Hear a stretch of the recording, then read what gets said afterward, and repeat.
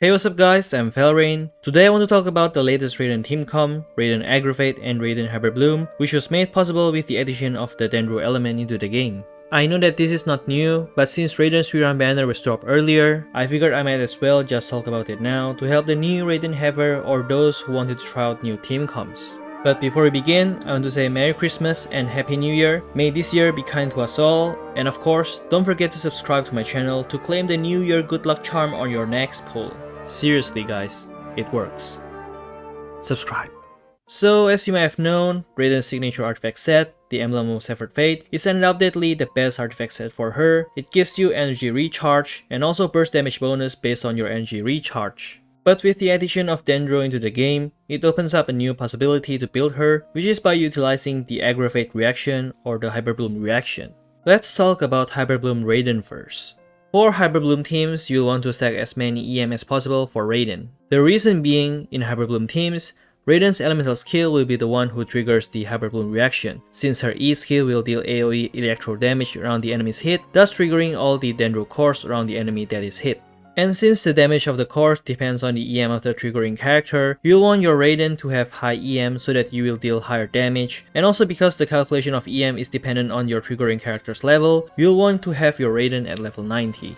And the new artifact set, Flower of Paradise Lost, is actually way better than Gilded Dreams. Gilded Dreams gives you the elemental mastery boost that you need for Hyperbloom, but the Flower of Paradise Lost boosts the damage directly, starting from 40% at 0 stacks, and 80% at max stacks.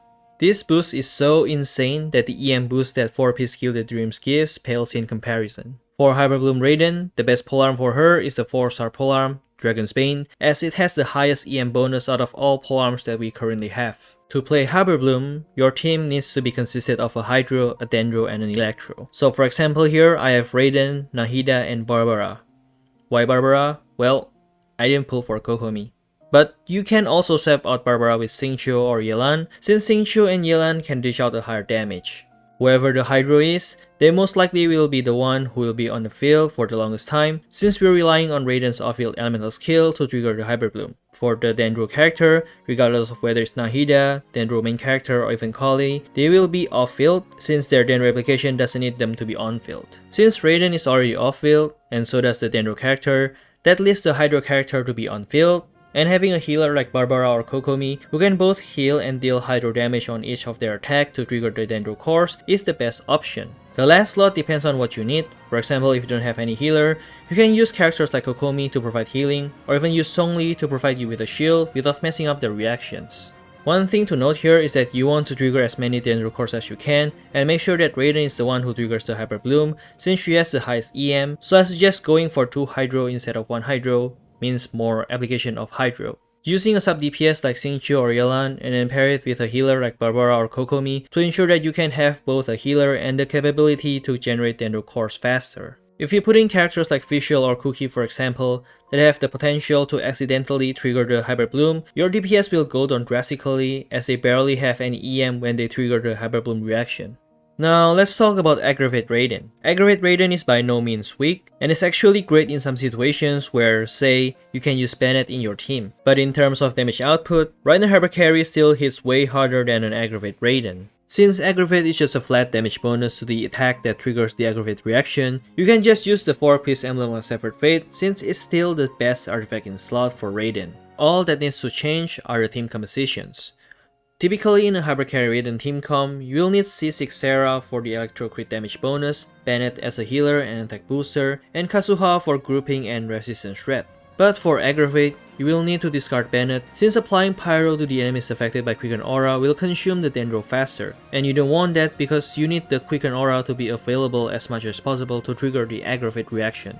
So in an Aggravate team com, you need a Dendro character. Any Dendro character here is okay, but if you have Nahida who can boost the EM of the party is way better than Dendro main character and Kali. Nahida's EM buffs means Raiden can deal a higher Aggravate damage. The third one is usually a C6 Sarah, since her C6 gives you a critical damage bonus to Electro characters. But if you don't have her, then another Electro character is the best choice. It could either be a sub DPS like Fischl or a healer like Cookie. The reason why we need another Electro is because the Quicken Aura is not consumed immediately when Aggravate occurs, so you can use this aura to deal even more damage by multiplying another Electro character's damage with Aggravate.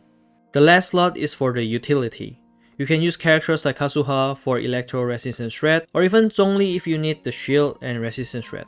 Using any mode, Geo or Electro in the Aggravate team is preferable because using other elements might mess up your reaction. Like Pyro might accidentally trigger Burning or Overload instead of Quicken, Hydro might accidentally trigger Bloom or Electro Charge instead of Quicken. Now I will show you the damage comparison between a Hypercarry Raiden and an Aggravate Raiden.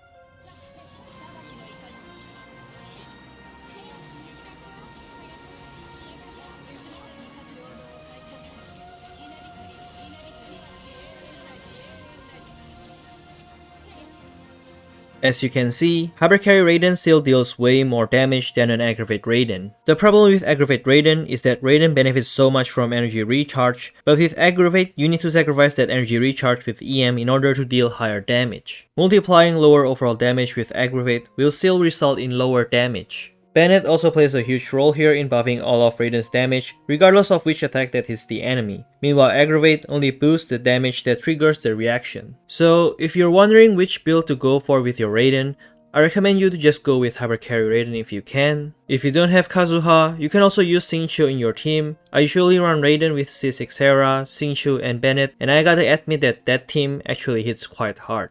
But you can also run a Hyperbloom Raiden, since how her elemental skill works really benefit her to be run in a Hyperbloom team comp. That's it for today's video. Don't forget to hit the like button and subscribe if you enjoyed the content, and I wish you a happy holiday. Until next year, see ya!